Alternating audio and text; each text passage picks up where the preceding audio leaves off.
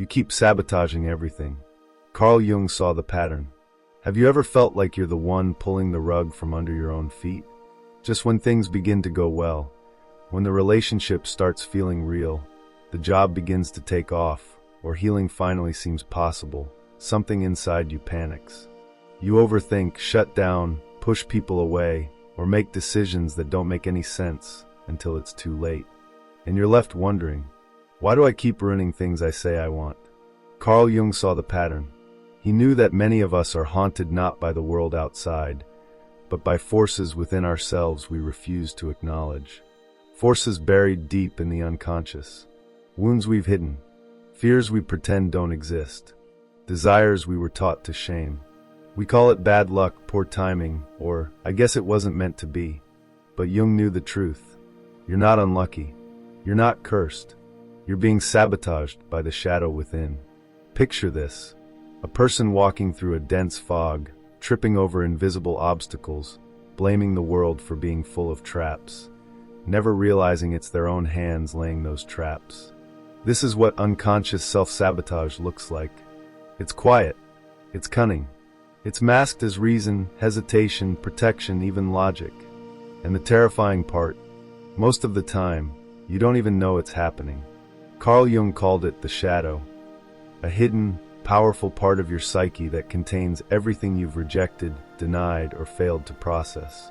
Not just your rage or shame, but your unmet needs, heartbreak, vulnerability, and even your potential. What happens when you exile those parts instead of healing them? They find another way out. A way that looks like chaos. This is the pattern Jung saw again and again. People repeating the same painful story with different characters. The same arguments in new relationships. The same failures disguised as new chances. The same pain wearing a different mask. Until you make the unconscious conscious, it will direct your life, Jung warned. And you will call it fate. Think about that. How much of your suffering, your lost opportunities, your broken connections, your inner torment, didn't come from fate, but from the shadow's silent influence? Self-sabotage isn't a flaw. It's a signal.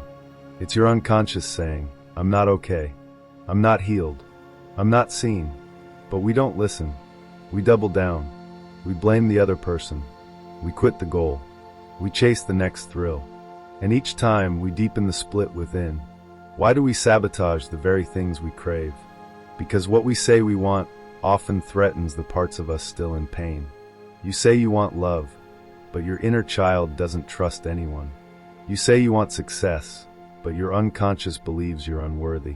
You say you want peace, but you've learned to survive in chaos. So when those things finally arrive, the shadow panics. It whispers, this is dangerous. You're not ready. You'll get hurt again. And it pulls you back, not because it hates you, but because it's trying to protect a wound you never acknowledged. The truth is brutal. You cannot build a future while you're possessed by a past you refuse to face. Carl Jung didn't tell people to think positively or fake confidence. He told them to descend, to face the darkness, meet the shadow, and integrate it into the self. Only then can the sabotage stop. Only then can the unconscious stop controlling your life from behind the scenes.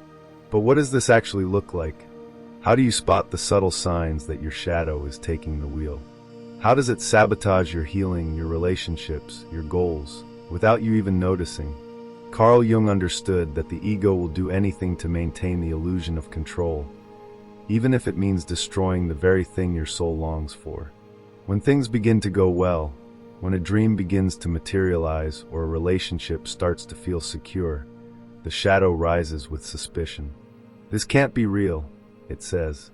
This won't last. And so, unconsciously, you find a way to sabotage it, to make the lie feel safe again. Maybe you ghost someone who finally sees you. Maybe you procrastinate on the project you've waited years to begin. Maybe you pick a fight for no reason just to prove the story that says, they always leave. That story, the unconscious script you've been repeating since childhood, is the real saboteur. And as long as it goes unquestioned, it will keep writing your life for you. This is what Jung meant when he said, people will do anything, no matter how absurd, to avoid facing their own souls. So how does your shadow speak? through subtle resistance, through familiar chaos, through quiet withdrawal or sudden intensity. It shows up in decisions that don't make sense, in words you didn't mean to say, in silence that screams louder than anger. It moves through your habits, your relationships, your emotions, always trying to protect an old wound, even if it means sabotaging your present. Jung believed that the shadow isn't evil, it's wounded, and its manipulation is often a desperate cry for your attention. But because the cry is unconscious, we miss it. We misinterpret it. We call it bad timing, bad luck, or just how we are. No, it's how we were trained to be. Here's what Jung saw most clearly. Your life will repeat itself until you finally see the pattern. If you keep sabotaging love, safety, progress, it's not because you're broken. It's because some part of you still believes you're not allowed to have it. Until that belief is faced, questioned, and integrated, the shadow will continue to take the wheel. And the worst part, you'll think you're the problem, that you're lazy, undisciplined, unlovable. You're not. You're simply haunted by parts of yourself you've never been taught to love. So how do you spot the sabotage? How do you recognize the early signs that your shadow is about to ruin something sacred again? That's where we go next.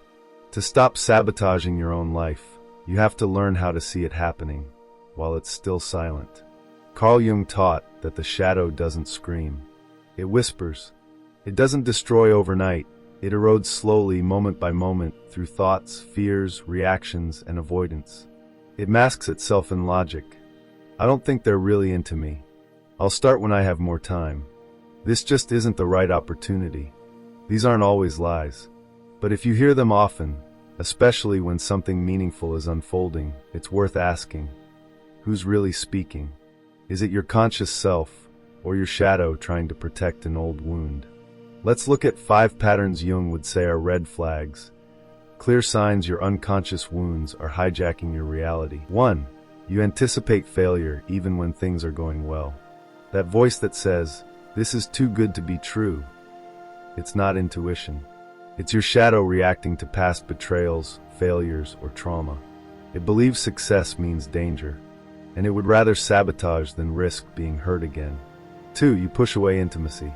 When someone sees the real you and doesn't run, do you get closer or do you retreat? The shadow panics when vulnerability arises, especially if it associates love with abandonment or betrayal.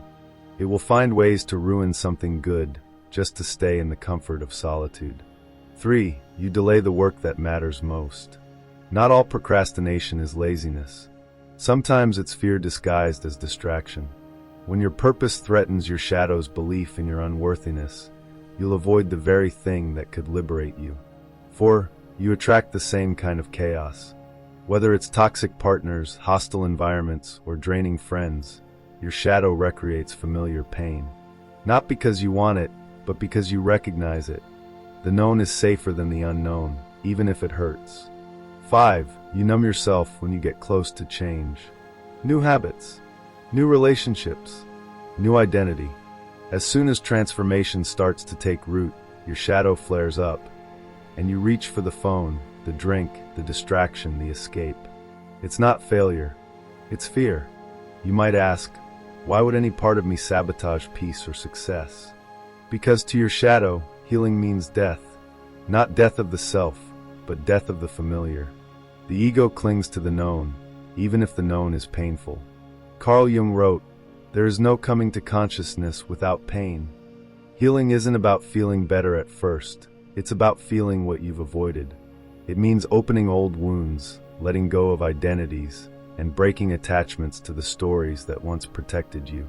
Your shadow isn't trying to hurt you. It's trying to protect you with outdated survival mechanisms. It doesn't know that you're safe now. It doesn't know that the world has changed. So it uses sabotage as armor. One of the most subtle forms of sabotage is projection, assigning your repressed feelings onto others. Jung saw projection as a core mechanism of the unconscious. It allows you to avoid facing yourself by seeing your flaws, fears, or wounds in someone else. You may think, they're going to leave me, when it's really your own fear of abandonment. They're controlling, when it's your own resistance to vulnerability. They're too much, when you've repressed your own intensity. This kind of projection ruins relationships, limits growth, and keeps you stuck in shallow patterns. You're not interacting with reality, you're interacting with your wound. And until you retrieve those projections and own them, the sabotage continues. So how do you catch the shadow before it takes over? Jung would say, you don't fight the shadow. You observe it. The moment you pause and say, is this reaction really about this situation? You break the automatic loop. Awareness is the beginning of transformation. Start by noticing. When you self-doubt just as things are working. When you push people away the moment they get close. When you delay work that aligns with your soul. When you react to others with intensity that doesn't match the moment. In those moments, ask, what part of me is trying to protect itself right now? This simple question can reveal the exact wound your shadow is trying to defend. Every time you name your shadow, you shrink its power. You begin to recognize sabotage not as failure, but as feedback. You learn to say, this is where I used to shut down. This is where I'd quit. This is where I'd hide. But now, I choose differently. That's the beginning of self-liberation. Not through willpower alone, but through integration. Carl Jung called this process the reconciliation of opposites. It's the alchemy of soul, transforming pain into presence, fragmentation into wholeness. But what happens when you ignore this process? When you let the sabotage keep winning?